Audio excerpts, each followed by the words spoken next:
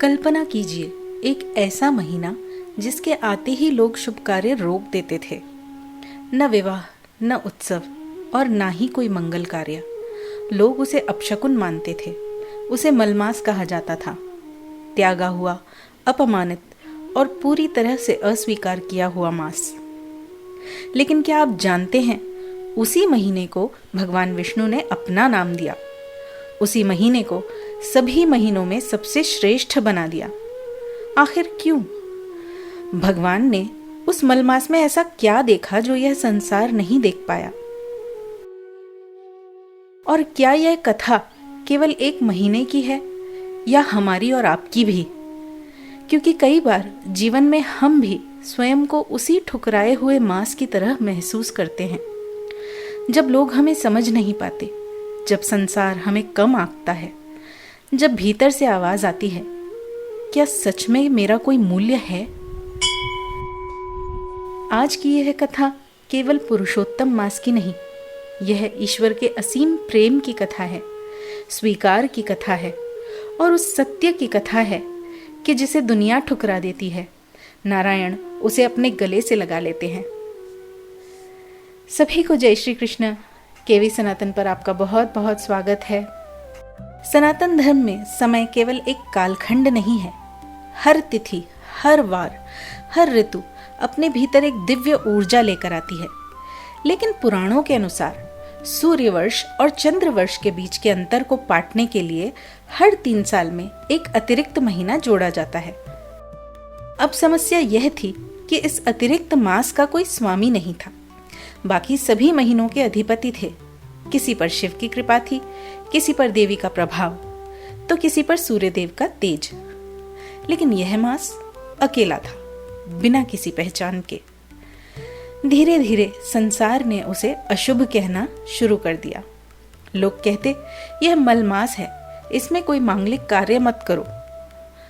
कल्पना कीजिए कैसा लगता होगा उसे जब अपना अस्तित्व ही सृष्टि पर एक बोझ मान लिया जाए।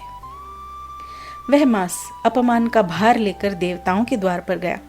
पहले रचयिता ब्रह्मा जी के पास गया, लेकिन सृष्टि के नियमों के कारण ब्रह्मा जी असमर्थ रहे। फिर वह कैलाश पहुंचा, अमंगल को मंगल करने वाले महादेव के पास।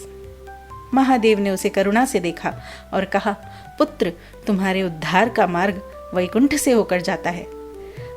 अब वह मास पूरी तरह से निराश हो चुका था। आंखों में आंसू लिए कांपते हुए कदमों से वह पहुंचा वैकुंठ धाम। शांताकारं भुजगशयनं पद्मनाभं सुरेशं। जैसे ही वह दुखी मास भगवान के चरणों में गिरा, रोते हुए बोला, प्रभु, सबने मुझे ठुकरा दिया, मेरा कोई सम्मान नहीं। क्या सच में मेरा कोई मूल्य नहीं? पूरा वैकुंठ शांत हो गया और फिर जगत के पालनहार मुस्कुराए। उन्होंने उस मास को उठाकर अपने हृदय से लगा लिया और अत्यंत करुणा से कहा, जिसे संसार ठुकरा देता है उसे मैं अपनाता हूँ। आज से तुम केवल मलमास नहीं हो, आज से तुम मेरे सबसे प्रिय नाम से जाने जाओगे। तुम पुरुषोत्तम मास कहलाओगे। जो फल अन्य महीनों में वर्षों की साधना से नहीं मिलता, वह इस महीने में केवल मेरा नाम लेने मात्र से ही मिल जाएगा। जिस मास को संसार अपवित्र कहता था, भगवान ने उसे अपना स्वयं का नाम दे दिया। यह कथा हमें सिखाती है कि जहाँ संसार हमारे दोष देखता है, वहाँ भगवान हमारी संभावना देखते हैं।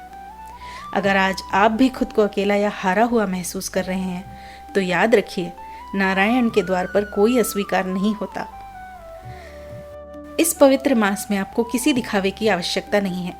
बस कुछ सरल कार्य किए जा सकते हैं। जैसे इस मास में दीपदान का विशेष महत्व है, तो तुलसी जी के सामने घी का दीपक जला सकते हैं। ओम नमो भगवते वासुदेवाय मंत्र का मानसिक जाप किया जा सकता है। क्रोध और नकारात्मकता से दूर रहकर किसी भूखे को भोजन कराया जा सकता है। तो यदि आपने यह कथा यहाँ तक सुनी है, तो शायद ईश्वर चाहते थे कि आज आप यह संदेश सुने कि आप अकेले नहीं हैं। तो कमेंट में जय श्री कृष्ण अवश्य लिखिए और इस वीडियो को उनके साथ अवश्य शेयर कीजिए जिन्हें आज इस सांत्वना और प्रेम की आवश्यकता है। जय श्री कृष्ण।